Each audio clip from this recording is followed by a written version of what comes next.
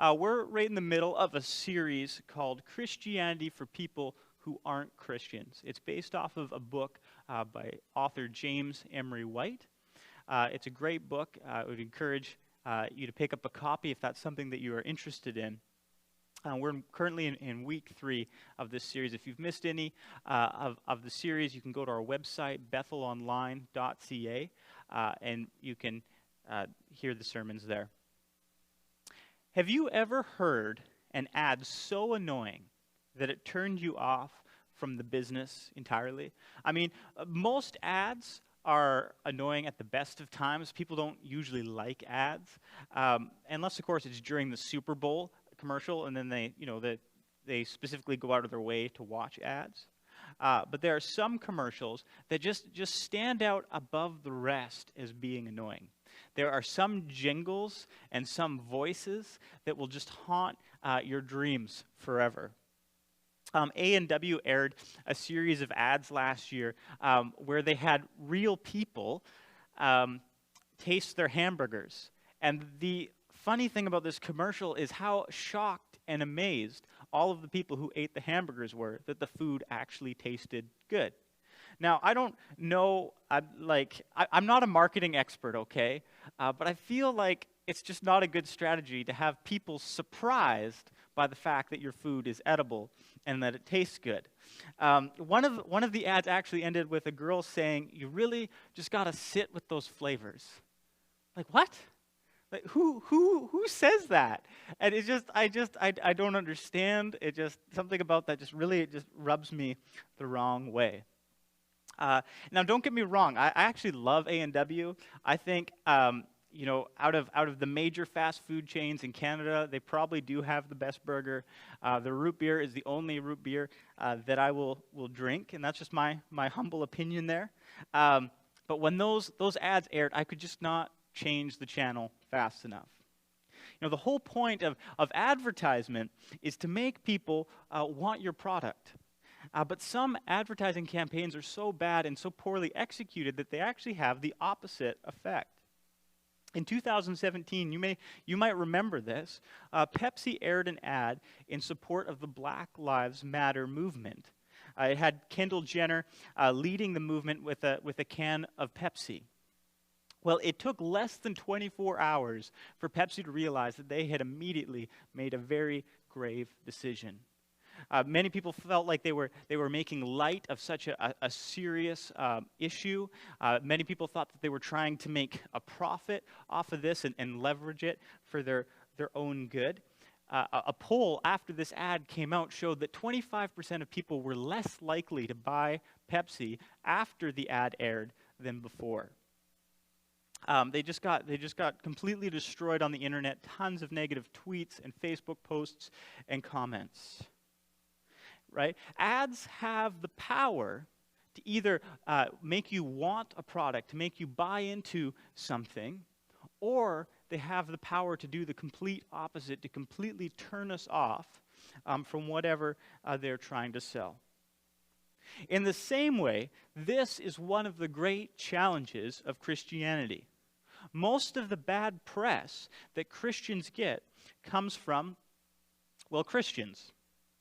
There are all kinds of walking, talking ads of the Christian faith that are turning people off from faith and away from Jesus. The type of people I'm talking about are people who claim to be Christians. And they may even be very vocal about their faith. They may talk about it a lot.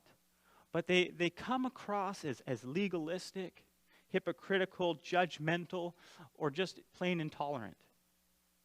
And for a few very blessed individuals, they come across as all of the above.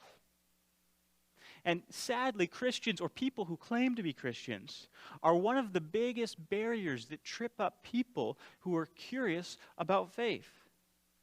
And since we're in a series, Christianity for People Who Aren't Christians, it only makes sense to address this head on. So let's talk about Christians who act unchristian. One of the biggest complaints about Christianity is that Christians are too legalistic. What do we do with legalistic Christians? Now, simply put, legalism is when people put a bunch of do's and don'ts on other people in the name of God, when God did not command those do's and don'ts.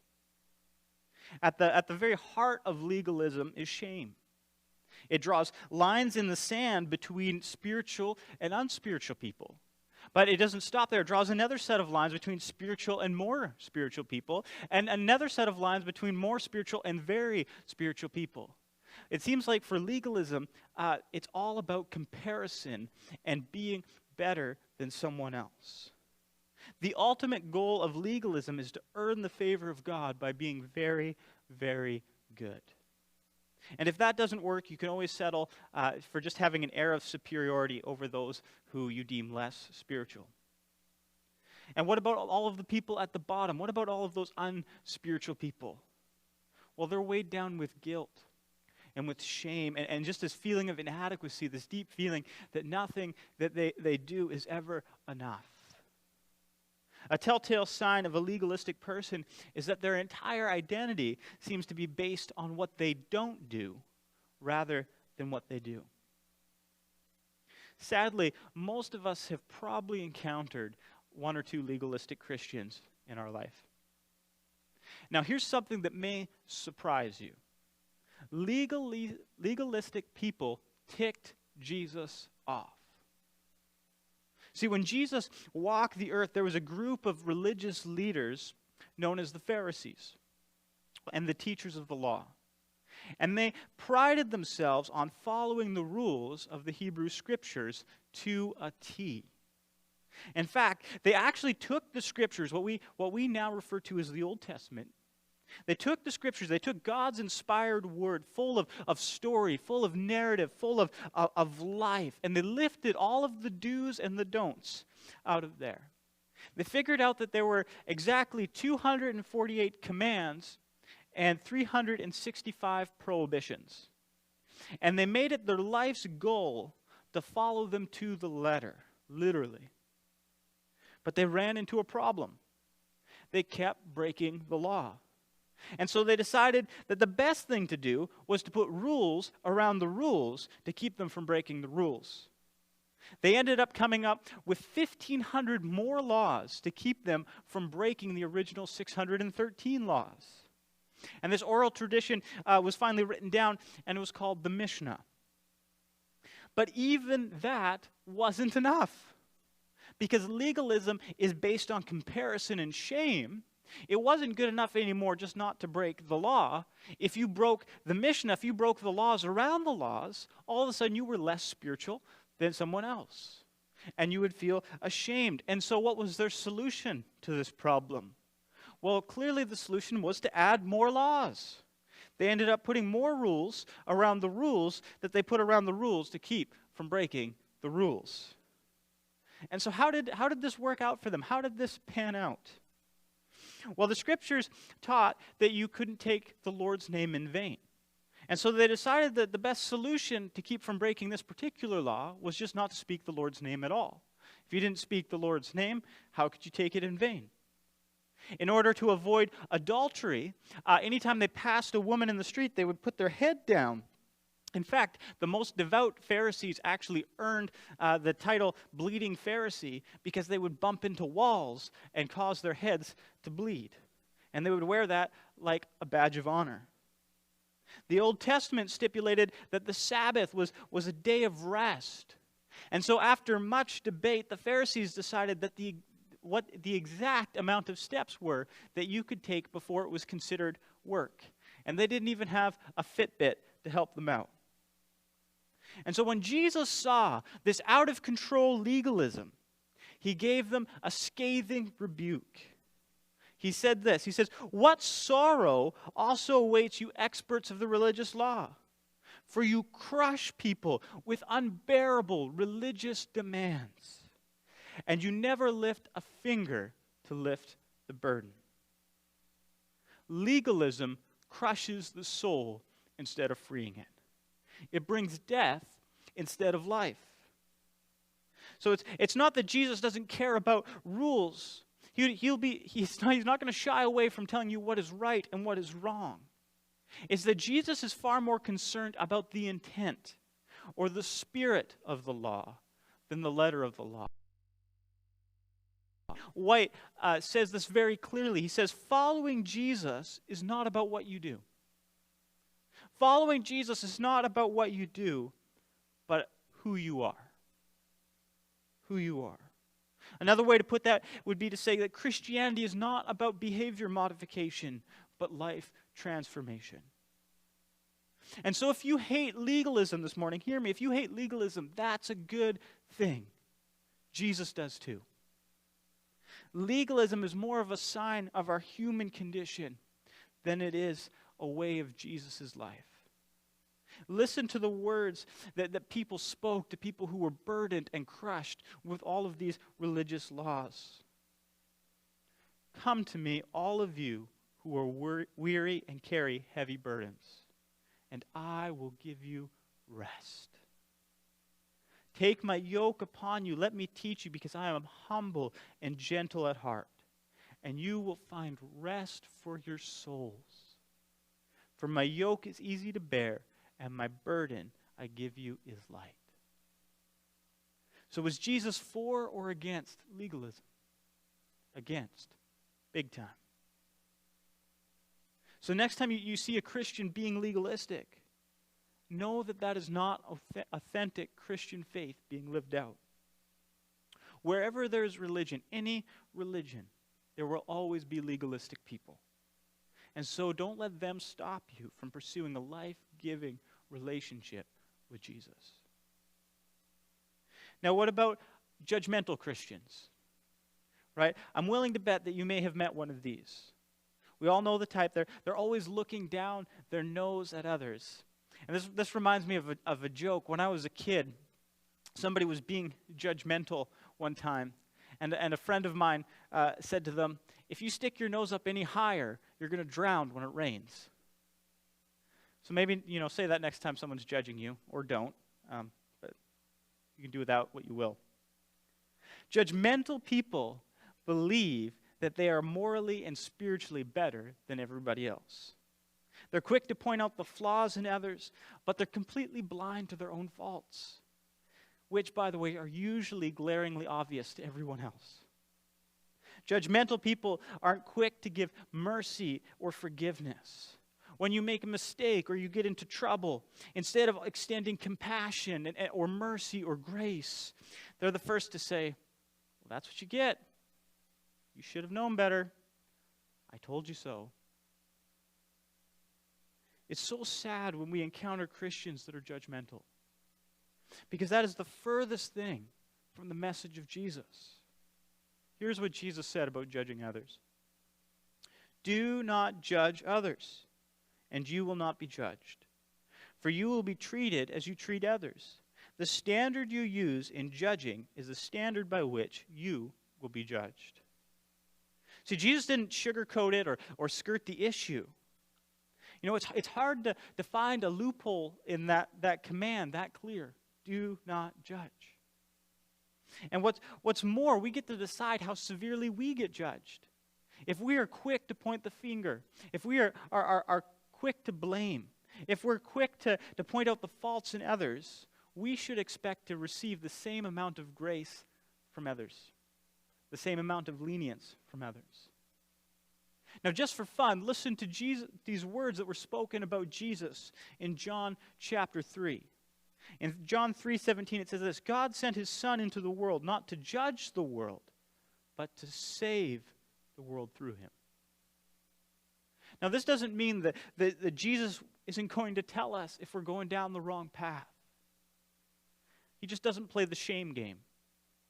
See, often when we say, don't judge me, you can't judge me, what we're really saying is, you can't tell me that anything that I do or say is wrong, ever, for any reason, period. But in fact, sometimes the most compassionate, caring thing that you can do as a friend is to tell someone that they're making a mistake.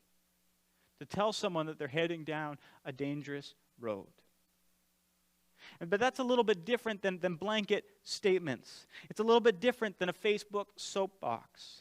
That's a little bit different than a condescending look. So once again, we have to ask ourselves, was Jesus for or against judgmentalism? And the answer again is against.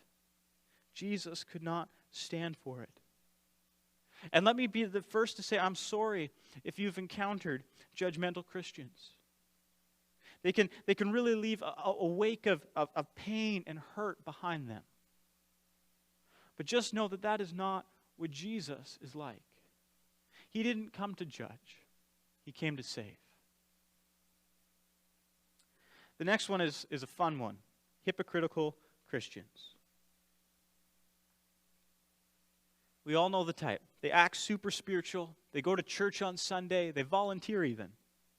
But come Monday morning, they swear like a sailor. They're rude. They're lousy tippers. And they can party with the worst of them. They pay lip service to God in one breath and live like hell the rest of the week. Have you ever seen these masks before? These are the masks of comedy and tragedy in ancient Greece. And actors would wear these masks in order to hide their faces. In those days, all the actors were men. And so that meant that both male and female roles were played by men. And so they would put on these masks in order to act and play whatever role that they needed to play. And did you know that the Greek name for one of those actors literally meant behind the mask? And that word in Greek is hypocrites, which is, of course, where we get the English word hypocrite. Now, Jesus was a master teacher, and he took hold of this image, and he used this language in a way that no one else had used it before. He used it to talk about people who were spiritual actors. Just listen to Jesus' words to the religious leaders and the teachers of the law. These are the legalistic ones who had made the laws around the laws around the laws. And this is what he says. He says, "Hypocrites, for you are so careful to clean the outside of the cup and the dish, but inside you are filthy, full of greed and self-indulgence. You blind Pharisee, first wash the inside of the cup and the dish, then the outside will become clean too. What sorrow awaits you, teachers of the religious law, and you Pharisees, hypocrites! For you are like whitewashed tombs, beautiful on the outside, but filled on the inside with dead people's bones and all sorts of impurity. Outwardly, you look like righteous people, but inwardly, your hearts are filled with hypocrisy and lawlessness." Now, Jesus went on for a while, but I think you get the picture. If hypocrisy is something that you hate, let it drive you to Jesus, not away from Jesus. Because when someone, no matter how spiritual they appear, no matter how good they look, when they're acting like a hypocrite, they are very, very far from where Jesus intends for them to be. Now here's the rub. Here's where I make you feel a little bit uncomfortable and I get under your skin a little bit. All of us have a little hypocrite inside of us. We all like to pretend that we're better people than we are. We all like to pretend that we're a little bit more spiritual than we are. I'm just being honest. And the key is to recognize the hypocrisy in our hearts. And when we recognize it, Jesus can do something with it. Now, having said all of this, I think it's very important that you understand what hypocrisy is not. Okay? Hypocrisy isn't making mistakes. It isn't falling short. It isn't losing your temper when you know that you should have remained calm. It's not being dishonest when you know that you should have been honest. Hypocrisy is not falling short of being perfect. Hypocrisy is acting like you are perfect when you're not. James Emery White helps put this into perspective. He says, "The truth is that the opposite of hypocrisy is not perfection. The opposite of hypocrisy is spiritual authenticity." And this means that when you fail, because I hate to be the one to tell you this, you will. I fail thousands of times a day. But when you fail, own up to it. Come to God and whoever else you need to and make it right. Humble yourself. And please understand me, this is not a shame thing. Jesus is not into the shame game. This is about being humble. This is about taking off the mask, stopping the pretending, and just being honest with yourself and with God. And when we are honest, when we finally take off the mask and we come to God as we are, we find so much grace and so much help when we need it the most. So is Jesus for or against hypocrisy? Unequivocally, without question, against. Intolerant Christians. This is a big one. By now, I'm hoping that you're saying, okay, I get it. I get it. Just because people are Christians or just because they claim to be Christians, sometimes they might be legalistic or judgmental or hypocritical. But that actually doesn't have anything to do with Jesus at all. That's actually more of a result of their own personality and their own sinfulness. Everyone is on their own journey and they're carrying their own stuff. I get that doesn't have anything to do with Jesus. But what about tolerance? Because I've heard that Christians aren't very tolerant about other beliefs or lifestyles. And that's a really, really good, thoughtful question. Tolerance is the unquestionable virtue of our culture. If someone says to you, you're being intolerant, that's it. Conversation is over. It's done. You've been called out. There's nothing that you can say to that. Tolerance is probably the number one value or one of the number one values in our culture. And Christians certainly get a lot of bad press for being intolerant. Now let me be clear right off the bat. Tolerance is a great thing. The problem is that the way tolerance is defined in our culture is very, very narrow. You see, if you ask a person what the definition of tolerance is, they would probably say something like being accepting of people regardless of what they believe or where they come from or how they behave. And to that definition, the Christian faith would wholeheartedly agree. But if you press people a little bit further, you'll find out that what they really mean is affirming all ideas, lifestyles, and beliefs as equally valid, equally true, and equally right. And this is where the friction starts, because Christianity can't affirm that belief. Now, I'm going to speak personally here, but I'm just not tolerant in that way. And I'm kind of putting myself out here a little bit, but I'm going to hazard a guess that you're not that way either. Let's break down the definition of tolerance a little bit. There are three basic types of tolerance that our pop culture just kind of lumps into one. There's legal tolerance, social tolerance, and intellectual tolerance. Legal tolerance is your basic right as a human being to believe what you want to believe without being penalized or thrown into prison for it. Christianity is a huge advocate for legal tolerance. I, for one, am really happy that I can stand here on a Sunday morning and talk about my faith in Jesus with all of you and not have to worry about being thrown into prison for it. I am very thankful that we live in a country that allows legal tolerance of religion. The second kind of tolerance is social tolerance. This is when you accept someone regardless of who they are, what they believe, or how they behave. Jesus was a huge advocate for social tolerance. Jesus befriended people that you or I would probably would just be absolutely horrified to be associated with. In fact, Jesus earned the name friend of sinners, and that name was not meant as a compliment. That name was meant as a rebuke on his character. But Jesus wore it like a badge of honor, because Jesus saw the value and the worth in the people that society had pushed to the side.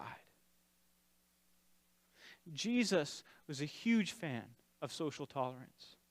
And authentic followers of Jesus are also accepting of others, no matter what they believe, no matter how they behave, no matter where they come from. We are taught by Jesus to love everyone unconditionally. Now, the third type of tolerance is where Christianity takes a little bit of an issue. Intellectual tolerance is basically the belief that all ideas, religions, and lifestyles are equally valid, equally good, and equally true. And I'm going to go back out on that limb here, and I'm willing to bet that this is the exact area that you probably take issue with as well. There's a story about a gang member who came to believe in Jesus. And on his fingers, on one hand, he had the F word, and then on the other hand, he had YOU. And this gang member came to believe in Jesus. And he was so excited and so passionate about his faith that he would sit in the front row of church every single Sunday. And when worship was on, he would stand up and he would raise his hands high. And everyone sitting behind him, Sister Bertha, better than you, and all the rest would see what was written on his fingers very clearly. Now, here's the thing. Whether this story is true or urban legend, I don't really know, but it illustrates the point that I'm trying to make. The man had the legal right to get that tattooed on his fingers. He had every right to do that. No one could stop him. He was clearly accepted by the church long before he ever believed in Jesus.